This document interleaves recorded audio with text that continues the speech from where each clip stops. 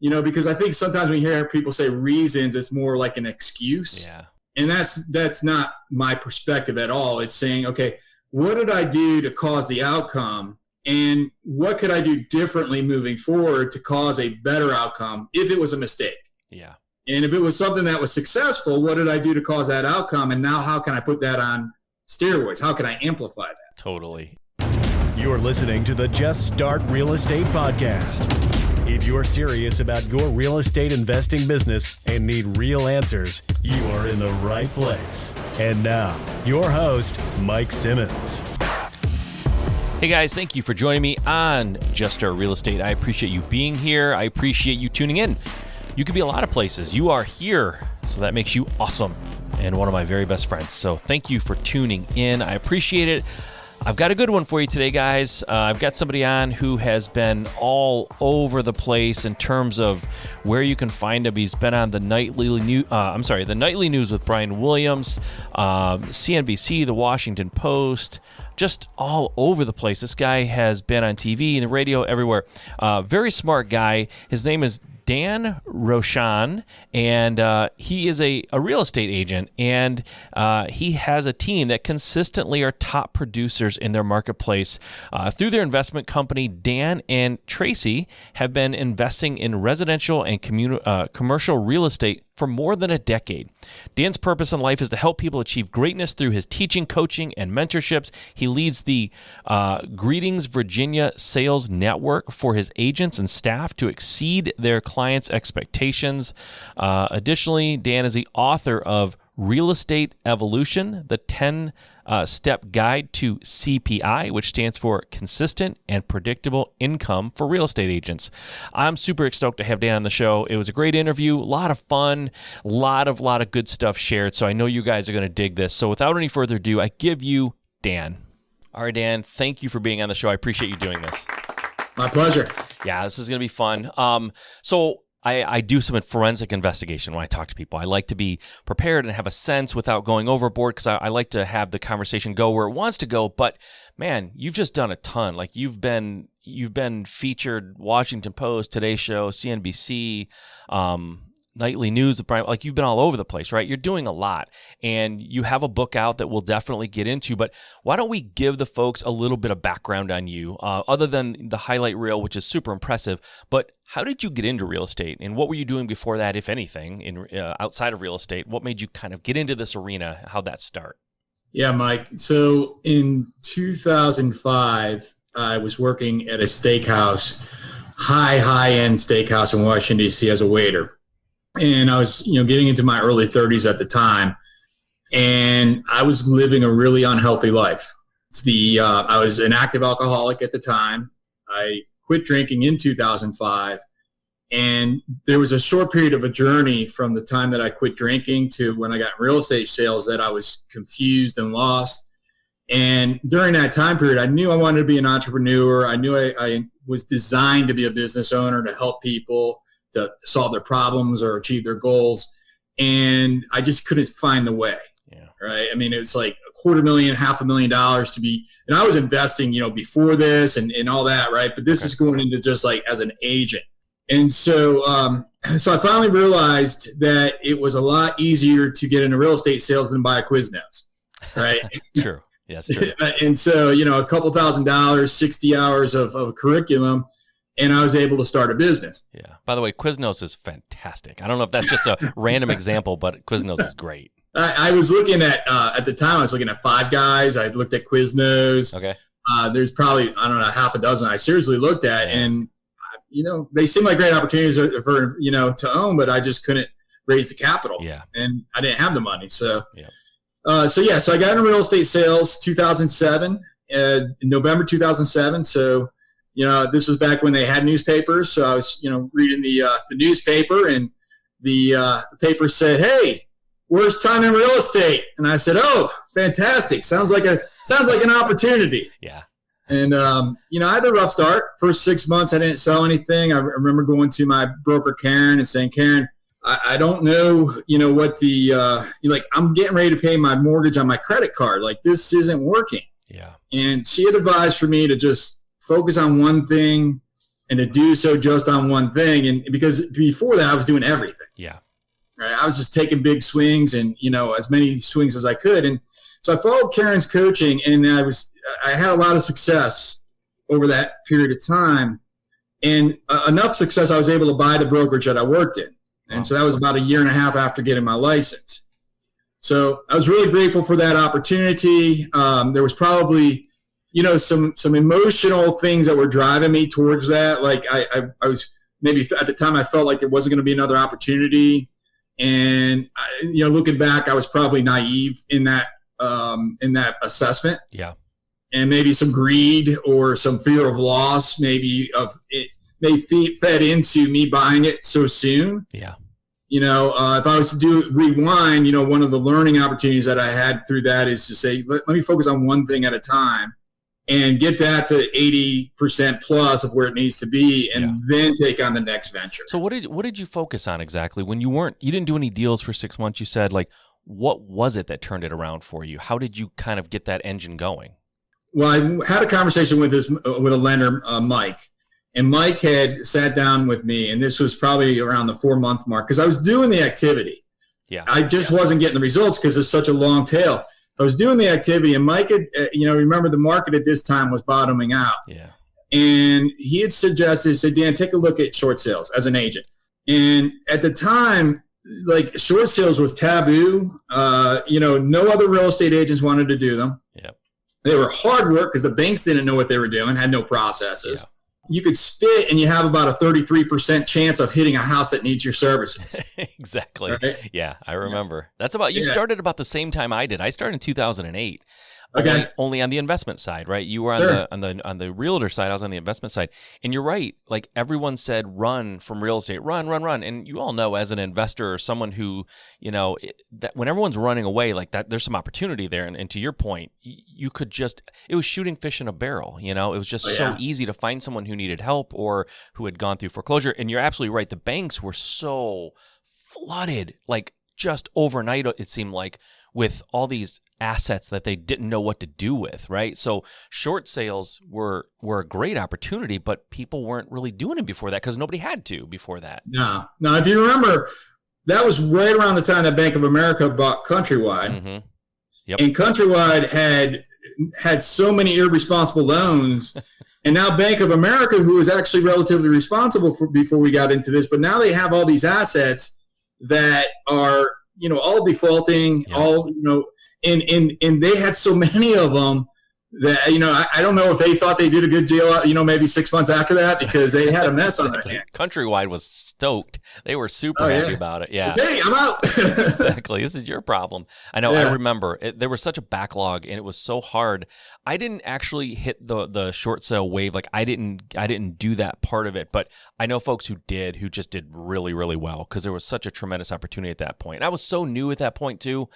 It just seemed daunting and overwhelming. And by the way, if you were a house flipper, which is what I was back in that time, like, you could find houses on the MLS like all day long. I was making so many offers and getting so many opportunities. It was easy, And I always tell people, like, as an investor, just purely as an investor, not thinking about any other aspect, that would be great if that happened again. Now, as a human being who knows what it has to happen for all of that to go down, a lot of human suffering, it's not great, obviously. You don't want people to go through that. But when the house prices drop, and if that happens again, and by the way, I'd love to, when we kind of round out your background a little bit, I'd love to talk to you about what you think about what's happening right now in the market. But sure, if things go sideways, there's going to be a lot of opportunities again. So yeah, and I agree with you in your assessment of, as human beings, we don't want this to happen, yet as business owners, we would be irresponsible to not prepare ourselves for it to happen. Yeah.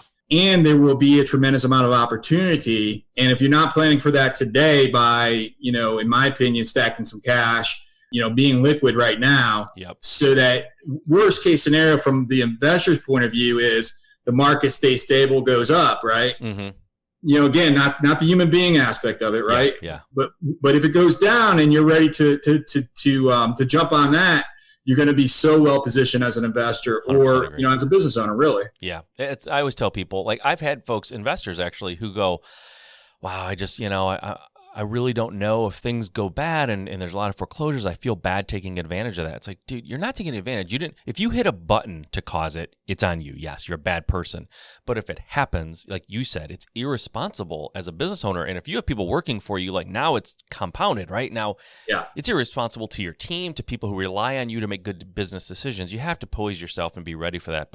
And there's a place, that's a need that's being filled too, frankly. So it's from the human side, it's bad. I mean, we hit that pretty hard, but yeah, as a business owner, I think that probably is coming. And you're right. I think being liquid, stacking cash, and being ready for that is the smartest thing you can do. So you bought the brokerage. What happened between then and now?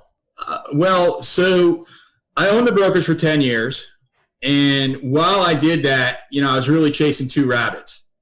And so, again, like I mentioned to you, I was early in development of my own sales career, yet now I'm leading this rather large real estate brokerage through others. Mm-hmm. And, it's just, I would work, 18 hours a day, and there still wasn't enough time. And I would put my heart, my soul, my energy, my spirit, everything I had on the table, and it wasn't enough. And that was, maybe from a naivety, maybe from a business learning opportunity, timing. There's a lot of reasons for that. And the only reason why I say reasons is because it's taking a look at, okay, what caused this to happen? Because I think sometimes when you hear people say reasons, it's more like an excuse. Yeah. And that's not my perspective at all. It's saying, okay, what did I do to cause the outcome? And what could I do differently moving forward to cause a better outcome if it was a mistake? Yeah. And if it was something that was successful, what did I do to cause that outcome? And now how can I put that on steroids? How can I amplify that? Totally. Right? It sounds a lot like, I don't know if you've read the book Extreme Ownership by Jocko Willink, sure. But it sounds a lot like, right, like that, like just taking ownership of it. If it went poorly, it's figure out what you did to cause that, right? It's on you. So I love that. Not enough people do that either. I think a lot of times people ask me, like, what's the difference between people who succeed and people who don't?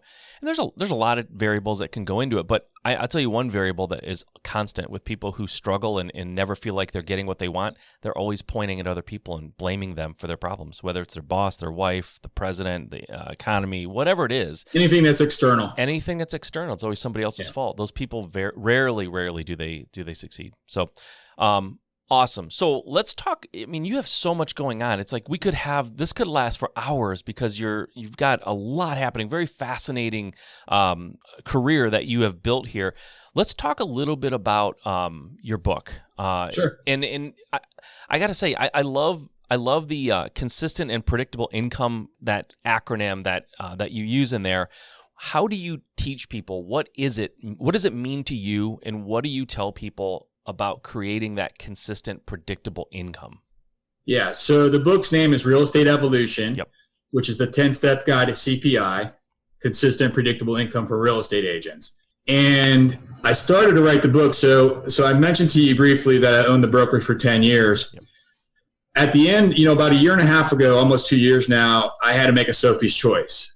And I had to sit there and say either I had to do one or the other, either the sales team, my own personal business, or the brokerage. Mm-hmm. And I realized that I wasn't making enough money in the brokerage for me to make that choice. So even though I say it's a Sophie's choice, it was an obvious choice. So I sold the brokerage, and then I was going on a new journey, a new venture. And so first thing I did was I met with some people, met with one of my mentors. He asked me to document everything I had learned in business and in real estate sales and personal development leadership.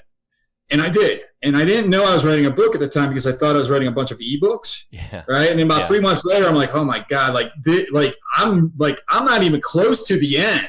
Yeah. And it was like 3 months of writing every day. And I wasn't even close to the beginning. Wow. And so 13 months later, I had taken an average, I figured it out, it was an average of 3 hours a day. And there wasn't a single day I didn't write at least 10 minutes.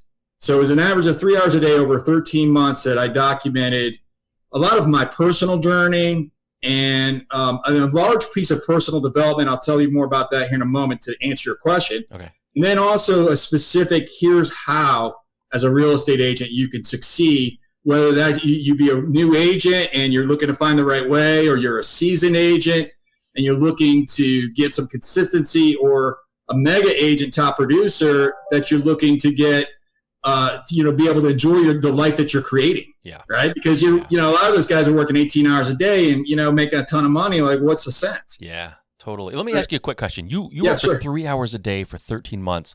Yeah. As a guy who just wrote a book, I just finished it and published it this month. Yeah. How many pages is your book? Congratulations, by the way. Thank you. 90,000 words. Wow. And it's that's got to be like close to 400 pages, maybe 3 something, right? No, it's about 300. It says 280, but then that's not including the intro or the. That's a lot of words. 90,000 is a good size. I mean, that's a good size book when you talk about like a business book, because I know they usually weigh in at somewhere between 2 and 250, something like that. That's a good size book. Anyways, congratulations to you too. That's amazing. Thank you. Amazing. I didn't realize how hard it was until I did it. It's not easy. It takes. Hold on, Mike. Before you go on, what's the name of your book? My book is called Level Jumping. Level Jumping. Yep, it's in Amazon now. It's just my story of how I took my business from basically just a couple of deals here and there to 10, 12 deals a month and over $1 million in profits. So. That's awesome, man. Let's exchange books because I would really like to read that. Yeah, same, absolutely. I would love to read yours. I think that's amazing, and it's super huge. 3 hour. I know what I didn't write 3 hours a day for 13 months. I can tell you that. That's an insanely breakneck pace, and it takes a lot of discipline to do that too. So let's talk. Let's get into the book a little bit. I want to talk about what is in there. You can go if you want to start, but I have some questions specifically about some of the topics. I just talk about how it's sort of a broad question, I know, but I know it's covered in the book. How to unlock your potential. What does that mean, and how does one unlock their potential? Because anyone listening to this who doesn't want to unlock their potential might be listening to the wrong podcast. Like, my goodness, everyone should want to do this, but what's your strategy for that? All right. So as I mentioned to you, that the book was, about a third of it is about personal development, which is really to be able to unlock or unleash, as you mentioned, the power within yourself to be able to reach your potential. Yep. And so from my perspective, a lot of real estate sales trainers, real estate agent sales trainers start with lead generation as the foundation of what they teach. Mm-hmm. And my firm belief, and it's not just a belief, it's a fact. You couldn't shake me away from saying it's not a fact, is that lead generation is a second step. A first step is personal development, being the very best version of yourself that you can possibly be. And how do you get there? And I share, with readers and listeners to the Audible, specific strategy. I'll give you an example, of understanding that there's a circular motion of that's a closed loop of your programming that leads to your thoughts, that leads to your feelings, that leads to your actions, that leads to your results, that leads to your programming. So if you're listening to this right now, if you could sort of put that in a circle in your brain to visualize that right now, the program, and it's a closed loop, right? So it's how do you hack into that closed loop, right? This is why you see friends that are dating the same dumb guy that I got a friend in Seattle, and she's dated the same guy 17 times. Different face, same guy. Yeah. Yes, yeah, absolutely, right. And he's cheating on her, too much drinking, all kinds of nastiness. It's the same guy. It's like, okay, when are you going to break this pattern? Yeah. And so but that's a natural thing, right? Because as human beings, we don't know how to break those patterns. And so the hack to be able to make a difference in your life is to focus on the programming. Because if you have great thoughts, remember the program leads to the thoughts. If you have great thoughts, you're going to have great actions, or great feelings rather. And then great feelings, great actions, great results, and then that's going to go back in the programming. But if you have crappy thoughts, same type of thing. So once you have the thoughts, it's hard to get out of that loop.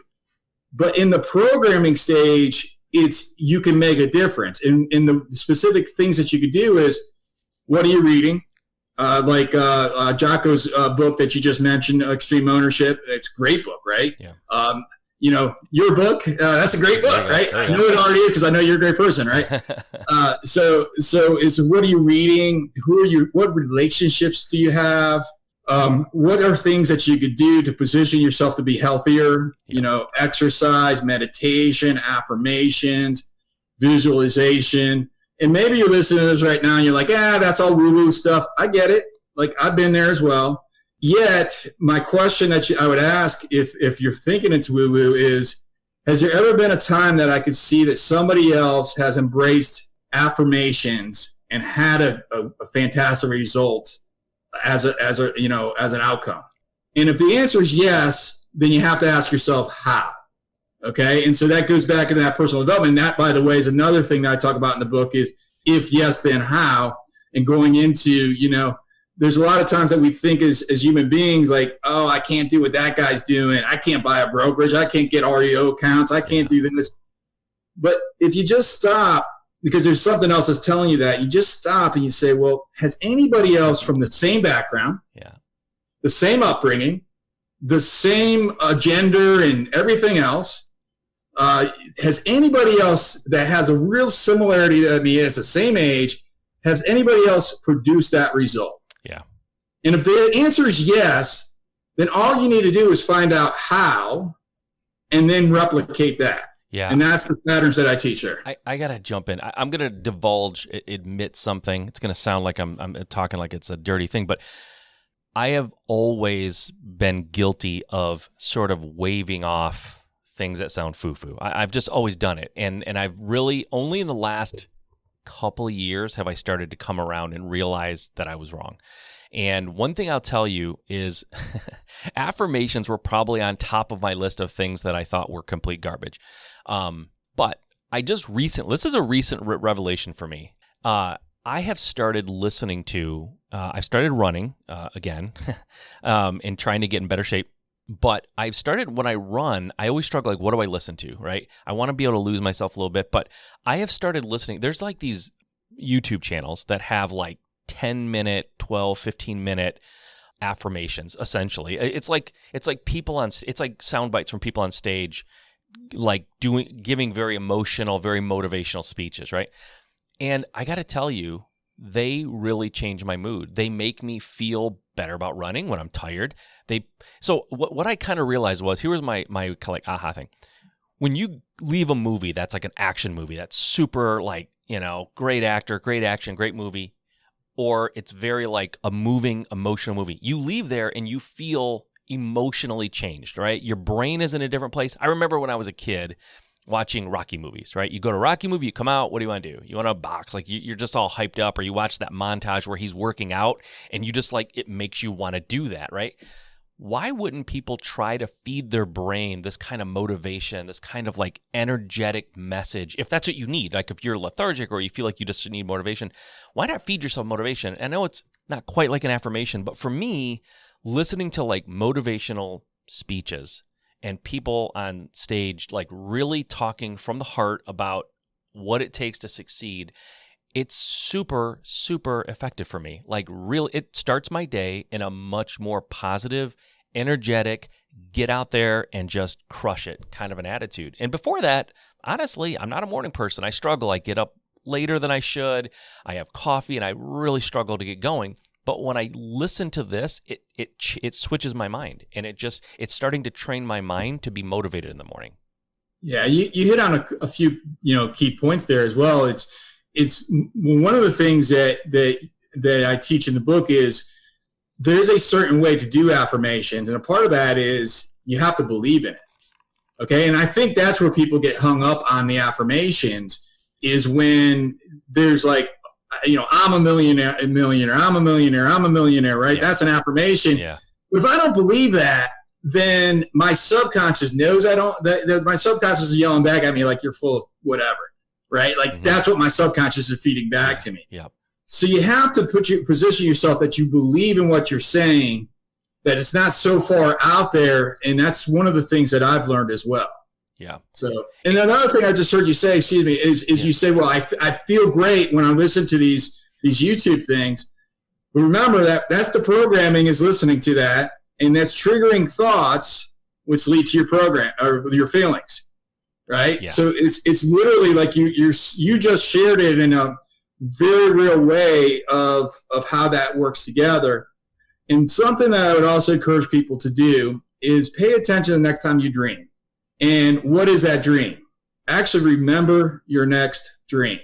And when you remember your next dream, write it down when you get out of bed. That's like the second. and then look at it and say, what caused me to dream that? Okay? Because that's your subconscious is feeding something back to you. Okay? So there's this whole world of this subconscious brain that we have no awareness of, yet we have proof that it exists, and there's evidence right there in that dream.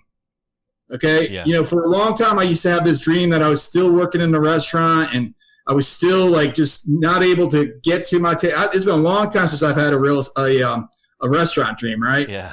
But I know that dream was in my head because I still didn't feel worthy to be an entrepreneur. Okay. I still didn't feel worthy to be a business owner and to have huge success.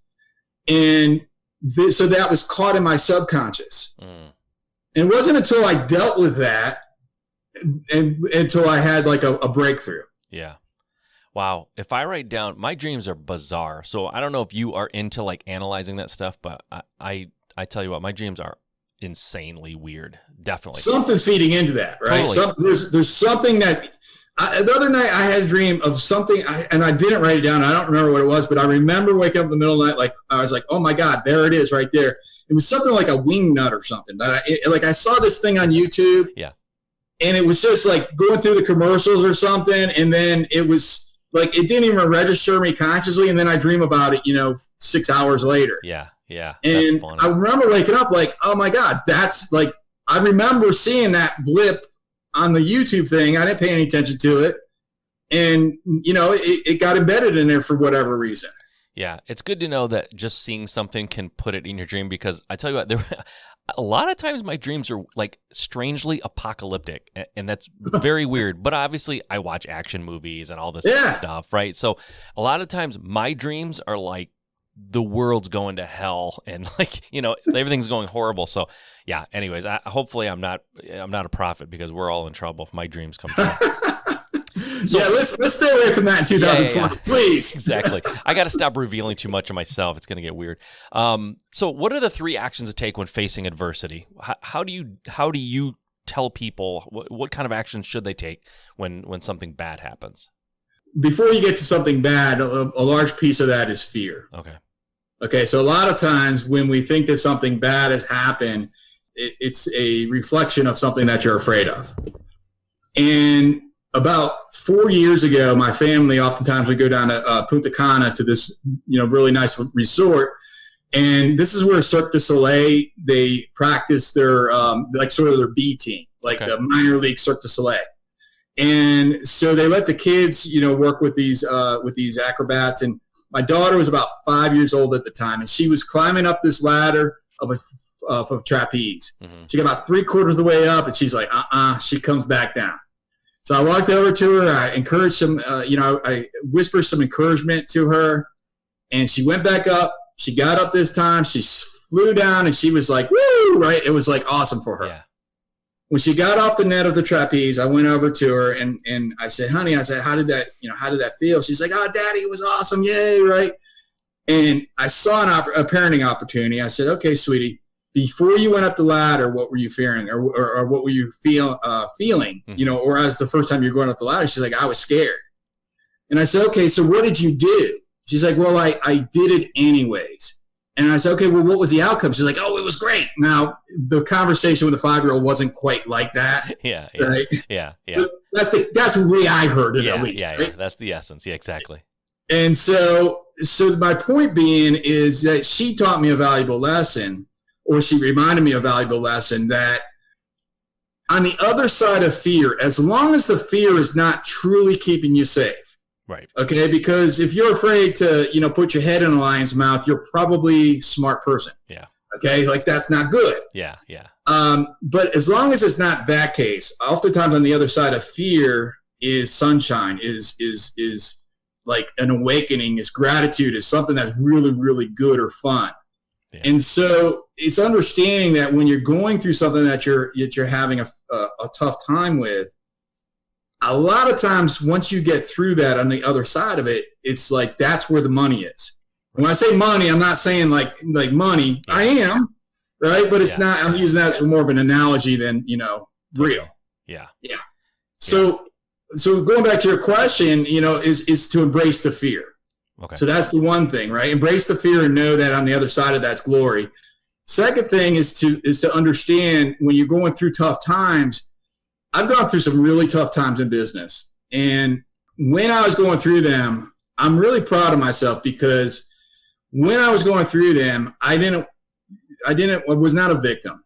I recall two specific really tough times in business that I looked at it and in the moment I said, you know what? I am so grateful I'm experiencing this thing because I never will have to experience it again the rest of my life.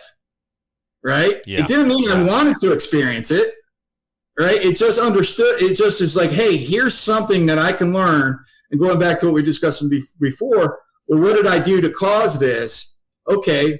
Or who was I being to do something that causes really? Yeah. Then moving forward, let me be somebody different and let me do different actions. Right. And so it's when you do have that, those setbacks or you're having those challenges, it's really about, it's just, understanding those concepts and, and learning from it.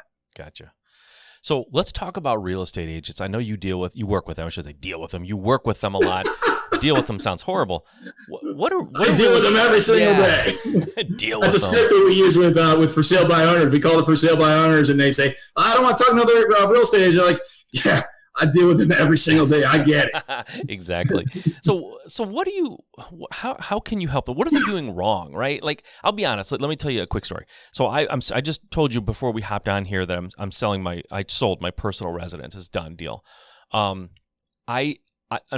fortunate. I'm in the real estate industry. I don't have a license myself. My partner does, and he just lists it for me, and I don't have to pay him. But I dealt with the buyer's agents, and there's a shocking amount of agents that don't really treat the business very seriously. They're poor at communications. I called a few of them, or they called me, and it's like they clearly are doing something else while they're talking to me, and there's a lot of background noise and commotion, and I tell them what they asked me, and they ask me to repeat it, not because I didn't say it loud enough, because they weren't listening, because they're paying attention to something. It was just like amazing the amount of them that were not really on their game, right? Yeah. So, but there were some that were fantastic, obviously. What is it? How do you talk to real estate agents, and how do you help them be better? Well, I think the unfortunate truth of it is that there's very few agents that take the time to actually study it as a business. Yeah. Okay. And the barriers to entry are low. Yeah. And I mentioned that earlier when you said, why to get in real estate sales. The barrier to entry was, minuscule. It was a little piece of sand in the beach compared to buying that Quiznos, right? Yeah. So that's the foundation of the root cause of that challenge or the problem. But it doesn't have to be that way, right? And ultimately, I believe it's because the agents are not following the right systems that will be able to create an outcome that's predictable. Okay. And so when you go to like the proprietary process of the systems of C.P.I, for example, that brings an agent through, here's all the steps that can be predictive of something in the future. Okay, so I'll give you an example. So when we're consulting with buyers, at the very first consultation, we're letting them know of all the things that may go wrong in the transaction. One of the things that we'll share with them is say we may be 4 days before closing, and the underwriter is getting all your stuff together for the clear to close, and then they ask you for all this nonsense. Yeah. And you think you've already gotten it to them, and now you're going through this again. Yeah. And we communicate that to them up front so that if that occurs, then they look at us like we're an all-star. All right? Because, Dan told me that this is possible that happens. But if I never have that conversation with them, then they're looking at me like I'm an idiot and incompetent. Yeah.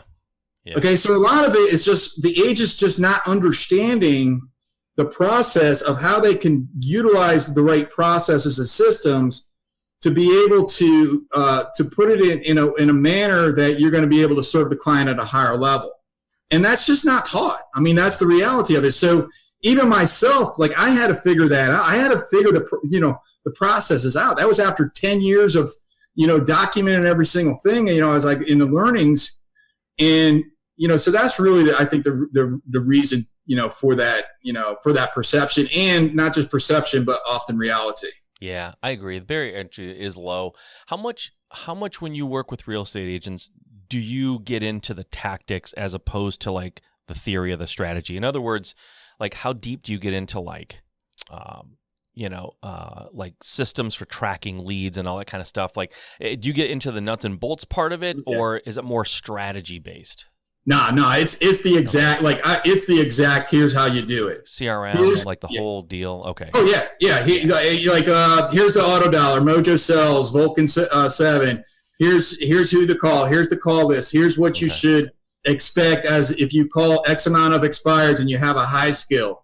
Here's how many appointments you're going to set, and here's how many you're going to hire you. If you have a low skill, same type of thing. Gotcha. Do you use, just out of curiosity, this isn't necessarily something that you talk about, maybe it is, but like personality assessments like DISC or Colby, or how much do you utilize those, or how much stock do you put into that? I use them in the hiring process extensively. I also use them in the consultation process. I was coaching one of my agents yesterday, and she was having a little bit of a challenge with a husband and a wife. And without going through like behavior, I was just sharing with her what I was observing, and what I was observing was the lady was a very dominant personality, and she wanted to be correct, and the gentleman really wanted safety, was his concern. Okay. Yeah. So sounds funny. I don't know why that just struck me as funny. It's like I got the impression I got the visualization of this guy who just wants to be safe from his wife. But okay, that's probably not what you meant. That's not what you meant, but that's what the image that just went into my head. Okay, I got you though. That's hysterical, man. So anyways, it's by understanding the behavior, now you understand how to communicate with her and him. Yeah. So now you're going to say things to her such as, and this would be great for negotiating a real estate investment.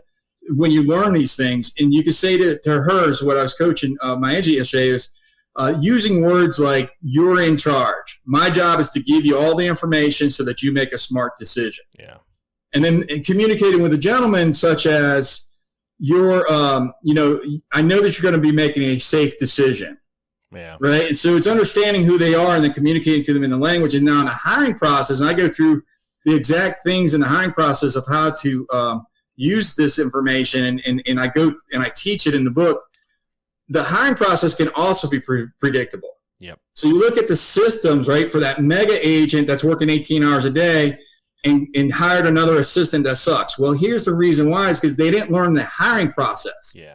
They learned the lead generation process. They learned the lead conversion process and client care, but they haven't learned the hiring process. Everything has a process. Yeah. Right. So you have to look for people with a record of success in the role that you're hiring. And then you have to look for a behavior that they're going to be very, very comfortable to be able to thrive in a role. Yeah. And then you have to understand what their cultural values are. And that's the way that you can use those types of concepts. That's huge. I hire heavily on values nowadays because I've learned my lesson of hiring strictly for skill set. But you're right. I think sometimes you get those in your world, that agent, that mega agent, 18 hours a day. He's a good technician. He knows his business. But then hiring and managing, completely different skill set. Oh, it's a different skill set. Right, exactly. Yeah. And you mentioned my book earlier, but that's kind of a lot of what I cover. Like, taking your business from doing as much as you can do as one person, right? A one-man band. Like, you have bandwidth. I don't care how efficient you are. Maybe you get more done than I do or less, but there's a finite amount of things you can do. So when you want to go beyond that, it's like the engineer who gets promoted because he's a great engineer and now he's an engineering manager. It just doesn't always work out well. He's not cut out to be a manager. He's cut out to be an engineer. So yeah, hiring and leading and motivating, it's completely different, but it's necessary if you want to not be an 18-hour-a-day person, or you want to just grow whatever business it is that you have. So yeah, I think that's huge, and that's interesting that you're using that with your coaching students. That's very, very smart. Obviously, you need to know who you're working with and working with the clients as well. Like you said, like the husband and wife, right? Like, knowing who you're talking to is an unfair advantage, really. I mean, it's so awesome to have that. And when I say unfair, I mean it in a positive way. It's like that really makes you better. It makes you a better agent, frankly. It makes you better at working with your clients. It's really just about having the ability to pay attention. Yeah. But you mentioned about like, hey, I'd call the agent and there's all this clanging and background noise, and they don't take the time to sit there and say, hey, just give me a moment. I'm not in a good spot right now. Or may I call you back in 20 minutes where I can actually focus on a conversation? Because I can't do it right now because my kid and my dog and whatever is all going, wild. Yeah. But there's a system for that as well, which is is being in rapport, right? Which is like, okay, being connected with the person that you're speaking with, as though if you're, a dance partner that's just knows the movement of, that you don't have to think. Now, I can't dance, or excuse me, I haven't learned to dance yet, and I never will. And so, so I guess I could say I can't dance. That's because I don't ever have a desire to do that, right? That's a good way of putting it. I meant to remember that. I'm in the same boat. And so it's about like being in sync with each other. So it's having that rapport, and then asking adept questions, and then actively listening. Yeah. And then when you're able to do that, like, for example, she wasn't able to identify the behaviors of the individual she was working with. She's had some training on that, but when we started talking about it, she started, remembering things, and she's a great listener, right? But she started remembering things that maybe she wasn't present to. Okay. So then when you're, and that goes back to that, that actively listen is like 100%, like I'm in your world. Yep. Right. I'm not listening it from my perspective. I'm listening to it as though if I was seeing it from your perspective. Right. And it's a completely different, and then I can see if there was a third party looking at this, what would they observe? Yeah. And if you really want to take it to even a higher level, if the universe was all connected into oneness, or maybe you may think of that as God, what would that oneness or God observe? Right. Right? Like, if you really want to go deep on it, I probably lost half your listeners right there. Well, the other half just leaned in closer, so who cares, right? I mean, it's good stuff. It's good stuff, and it's real stuff. I mean, I tell people all the time, and I deal with topics that aren't necessarily tangible all the time, right? And I think the reality is the tools, the software, the tactics, they change. They come and go a lot of times. The strategies, the theories, and some of those things are really, it's really what propels people forward, right? I can give, because here's the mistake a lot of people make. You probably see this too. I want to succeed, whatever it is, as an agent, as an investor, I want to succeed. What CRM should I use? Like, and it's all stuff they need to know, but they always want, like, they're asking you for tools, but really what they're asking you for is the magic bullet, right? The secret thing that you can tell them that'll change everything. And the reality is, it has way more to do with what's happening between your ears. It has a way more to do with what you tell yourself about yourself. It has a lot to do with the way you were raised. I mean, all these things that people go, yeah. But just give me the software that I need to be successful. It's like, software won't make you successful. It'll help, it'll aid, it'll make things more efficient, but ultimately, it's not. That's why there's so much software out there, because people like to jump from that. It's like this thing they use in place of actually getting themselves straightened out. So I love this stuff. I mean, I'm the guy who's leaning more forward in my car right now because I want to hear what you're saying. So, I mean, listen, you said it before. We could talk all day on any one of these subjects, and I would be totally in for that. But I want to respect your time. Before we do end this, what are any parting words for people who are struggling, trying to get themselves like going, trying to figure themselves out a little bit? What would you tell people in general, other than go get Real Estate Evolution, your book? That's obvious. That's everyone should pick that up. But what advice do you give people who kind of come to you cold and say, "Hey, I need help. I'm just not figuring this out"? Yeah. I think it's understanding why you're doing what you're doing and having a clarity on that, because you go back into that you were just talking right about the belief system, and that's who you're being, and then that's going to lead into your actions of what you're doing, which is then going to lead to your results. Yeah. But surrounding all that, you have to know why you're doing what you're doing, and you have a clarity. Now, this doesn't have to be some big altruistic. Like my big why is to open up doorways for others. And I'll tell you about that story, how I came up with that another time. But in the middle of that, my smaller reasons why I'm doing things was I recently built my mother a home on my property, and she's 72 years old, right? I want to make sure she's good to go for the rest of her life. Yeah. Right. And she is. Like, unless if she chooses, she doesn't have to pay another dollar for a bill ever again. Okay. And so she's good. And so for years, I had on my corkboard behind my computer, right behind on my corkboard on my thing there, I had the blueprints for her house. And so every single day I'd sit there and I'm looking at these blueprints and I'm like, okay, that's why I'm sitting here doing this right now. And if your why is big enough, the how always shows up. Yeah. So so if somebody's right now in a place of, okay, I don't know how to start this. Don't even start with figuring that out. Figure out why are you doing this. Right. And it doesn't have to be grand either. Yeah. I love hyperbole. I do it all the time. It's like if you have a kid and someone kidnapped your kid and said, if you don't start a business and get it going, they're over. You would figure it out, right? If the why became big enough. And I think honestly, money is rarely the why. It's one of the things that you get from maybe it's what money can do for you. Yeah, what money can do for you. But but do for others. Yeah, if you think I want to start a business because I want to be a millionaire, you got to go a level or two deeper than that, in my opinion. I just think that's because money doesn't motivate. We know it doesn't motivate people indefinitely. No. It motivates you in the short term and not in the long term. So, love it, man. I love it. Before we leave, though, again, Real Estate Evolution, the book, go pick it up. It's definitely something that I'm going to be reading, and we're going to share books. We talked about that. I'm going to send you mine. I'll get yours. What else? Anything else? If people want to get a hold of you, what are some other things you want to make people aware of about you and what you're working on? Yeah, that there's a great real estate group that we host on Facebook, which is Rock Solid Real Estate Agents. Okay. And so if you're on Facebook, just go into the search bar at the top, type in Rock Solid Real Estate Agents, and apply to join that group. You can certainly find me on social media, Dan Rochon. I'm not hard to find, hopefully.